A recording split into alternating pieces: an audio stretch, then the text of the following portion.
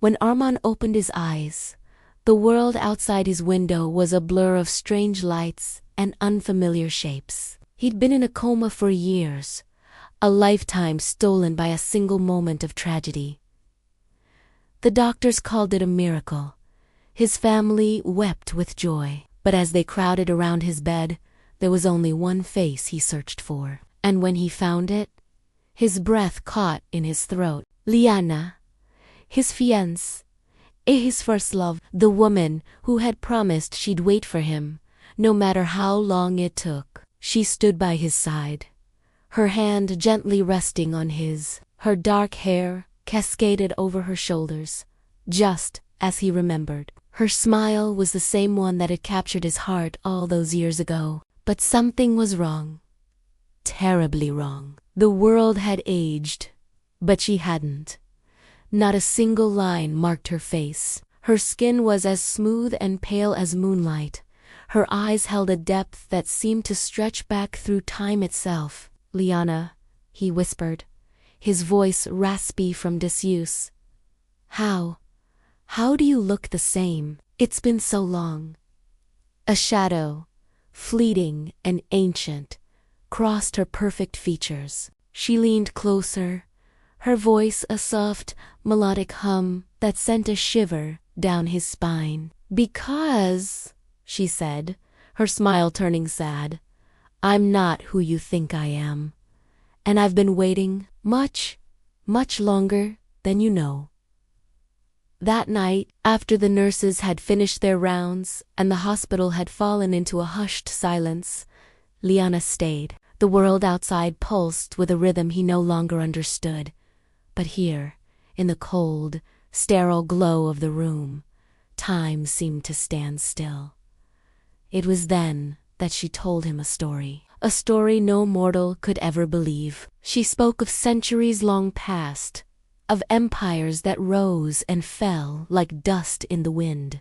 She spoke of a life lived in the shadows, a wanderer of the night, a keeper of forgotten memories. She told him she had been alive for 1,000 years. She was a creature of legend, a myth whispered in hushed tones around campfires. She was a vampire, cursed to love forever, but never to truly live. Her voice was a quiet current, pulling him into the depths of her past. She described the loneliness, an endless ocean of time stretching before and behind her. She had seen generations of humanity live and die, their brief, brilliant lives like sparks in the vast darkness of her existence. She had loved before, but always time had been her cruelest enemy, snatching away everyone she dared to care for. So she had closed her heart, vowing never to feel that pain again. And then, she said, her gaze locking with his, I met you, Arman. She revealed that he was different. From the moment they met, something within her ancient, silent heart had stirred. It was a feeling she had long forgotten, a warmth that spread through her like a sunrise after an eternal night. With him, for the first time in centuries, she felt alive.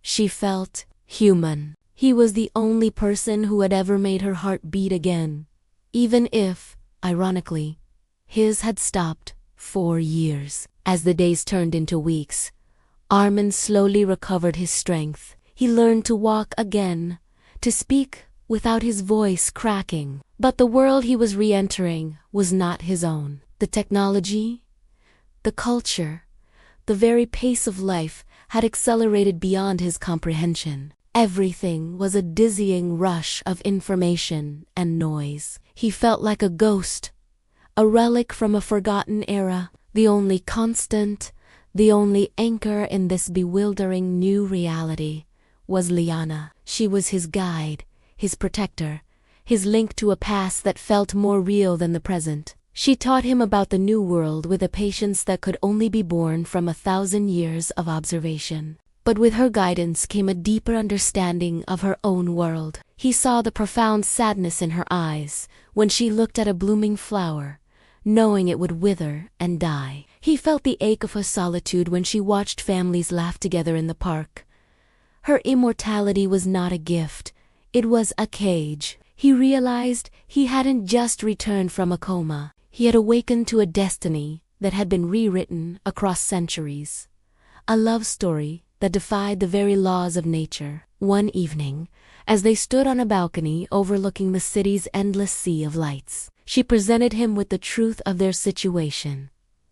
A choice? "I can't stay in your world, Armin," she said, her voice barely a whisper against the wind. "Time will continue to pull you forward, and I will be left behind, watching you grow old, just like all the others. I cannot bear that again." Her eyes pleaded with him, shimmering with unshed tears. "But you could join me. You could step into my world, my eternity. We could have forever together." The choice hung in the air between them, heavier than 1,000 years of waiting. He could embrace a new life, a mortal one, and eventually fade from her existence like a forgotten dream. Or he could leave behind everything he had ever known: the sun, the taste of food, the simple, beautiful fragility of being human, to be with her in the endless night. He looked at her, at the woman who had waited for him, who had loved him with a devotion that transcended time and life itself. He saw the hope and the fear warring in her ancient eyes. In that moment, Armin understood a truth that resonated deeper than any fear. Love may fade for mortals, its flame flickering out with the passage of years. But for a vampire who had waited 1,000 years for a love that felt real, this was only the beginning.